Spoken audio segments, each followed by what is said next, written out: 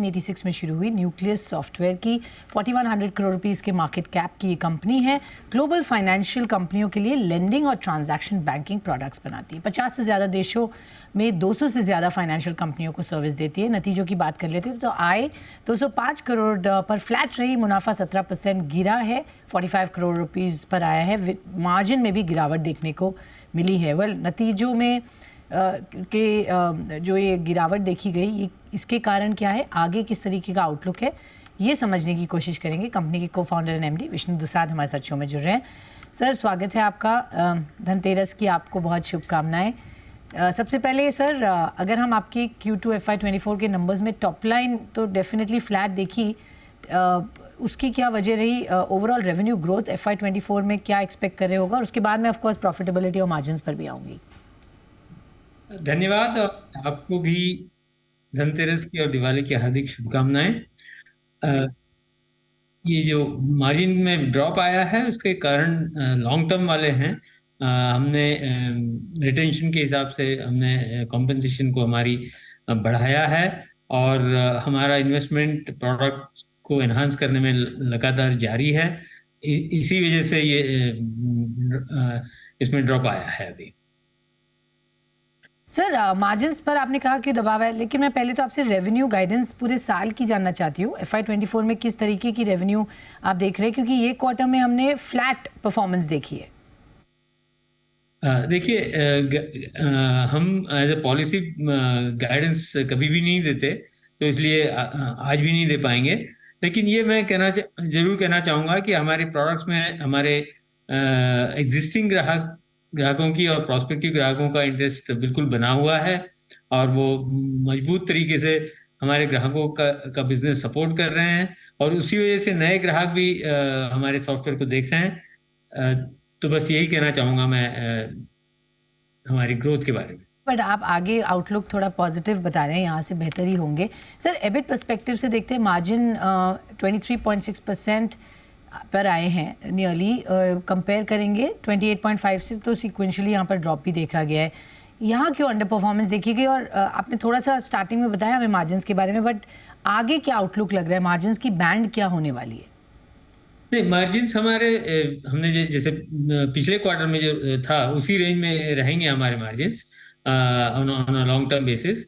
लेकिन ये quarter to quarter हमारा ऊपर नीचे होता रहता है, ये लंपी बिजनेस है प्रोडक्ट बिजनेस होने की वजह से।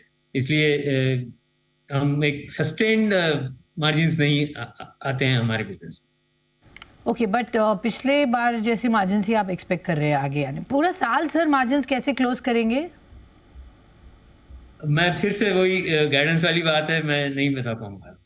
सर, एक्विजिशन स्ट्रैटेजी क्या रहेगी फॉर द फाइनेंशियल ईयर? कौन से एरियाज और वर्टिकल्स में आप देख रहे हैं अपॉर्चुनिटीज़? वहाँ पर कुछ है आपके पास इस वक्त, where you are in advance stages of talks?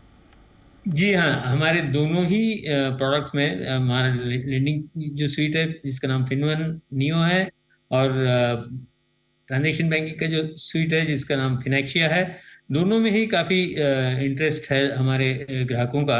और उसके बेसिस पर हम इन दोनों प्रोडक्ट्स में उम्मीद कर रहे हैं कि अच्छे नए कस्टमर्स हम एक्वायर कर पाएंगे।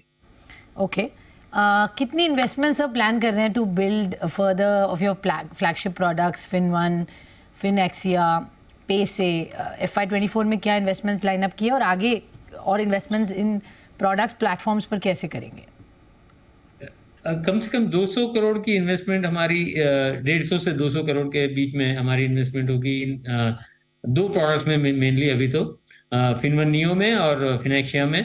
और ये इन्वेस्टमेंट जैसे अभी हमारे 520 APIs हैं हमारे प्रोडक्ट्स में, और APIs बहुत ज़रूरी हो जाते हैं जब हमारे कस्टमर्स को इकोसिस्टम के साथ जब कनेक्ट करना होता है।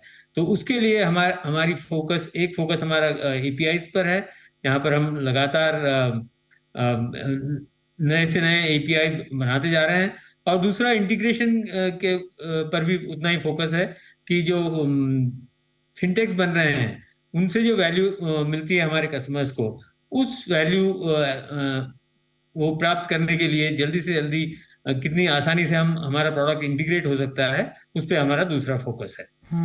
ओके सर, ज्योग्राफी वाइज क्या स्प्रेड दिख रहा है, कहाँ से आपको सबसे ज़्यादा ग्रोथ दिख रही है, कौन से मार्केट्स पर आप बेट करने की और बात कर रहे हैं जहाँ पर आपको अपॉर्चुनिटीज़ दिख सकती है, क्योंकि आपकी ऑब्वियसली प्रेजेंस काफ़ी स्ट्रांग है बाहर के देशों में भी, तो ज्योग्राफी वाइज क्या अपॉर्चुनिटीज़ हैं आपके पास?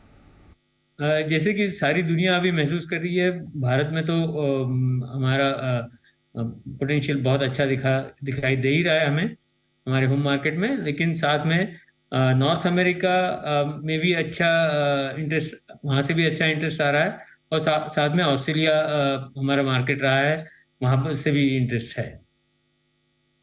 बट ग्रोथ के पॉइंट ऑफ व्यू से सर कहाँ पर आप ज़्यादा बेट करेंगे और किस तरीके की ग्रोथ हम एक्सपेक्ट करेंगे आपसे इन स्पेसिफिक मार्केट्स? कोई नए मार्केट्स हैं जहाँ आप एंटर करना चाहते हैं या वहाँ पर अपनी प्रेजेंस एंड एक्सपेंशन करना चाहते हैं? हमारे पुराने जो मार्केट्स रहे हैं साउथ ईस्ट एशिया और मिडिल ईस्ट, वहाँ पर भी अभी उतना ही इंटरेस्ट बना हुआ है।